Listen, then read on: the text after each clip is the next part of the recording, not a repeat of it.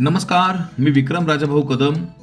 आज एक अनुभव आपल्याशी शेअर करावा वाटला म्हणून तो आपल्यापर्यंत पोहोचवतो. माझ्याकडे प्रणव बाळासाहेब सांगळे यांचा मला फोन आला आणि त्यांनी मला सांगितलं की विक्रम भाऊ, आपल्याकडे माझ्या मुलाला एक लहान पिल्लू सापडलेलं आहे आणि ते माझ्याकडे ते रात्री 10:30 वाजता घेऊन आले. मी त्याला बघितलं, ते चिमणीचं पिल्लू होतं आणि ते लहान मुलगं राघव प्रणव सांगळे यांनी त्याला पप्पांपर्यंत त्याच्या घेऊन गेला आणि त्याच्या पप्पांनी तो माझ्यापर्यंत पोहोचवला. राघव नावाप्रमाणेच खूपच सुंदर आणि चांगला मुलगा आणि ते आमच्यापर्यंत त्याने पोहोचवलं. मग काय, पुन्हा त्यांचं संगोपनाचं काम चालू झालं. मग श्रेयश आणि समृद्धी त्याच्यासाठी काहीतरी खायला बनवलं त्यांनी.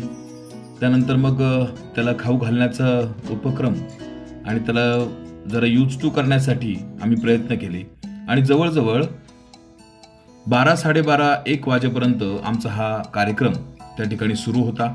त्यानंतर रात्री त्याला शेल्टरची आम्ही घरच्या घरीच व्यवस्था केली आणि मग पुन्हा सकाळी उठून त्याला पुन्हा थोडंसं खाऊ घातलं, पाणी पाजलं आणि त्यानंतर मग 2-4 दिवस तो कार्यक्रम तसाच सुरू राहिला आणि मग नंतर ते पिल्लू स्वतःहून घरात घिरट्या घालून उडूनही गेलं.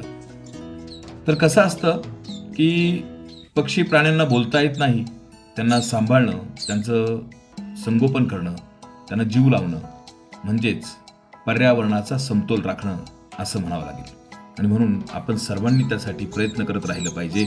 सेवा परमो धर्म हे नेहमी लक्षात ठेवलं पाहिजे. धन्यवाद.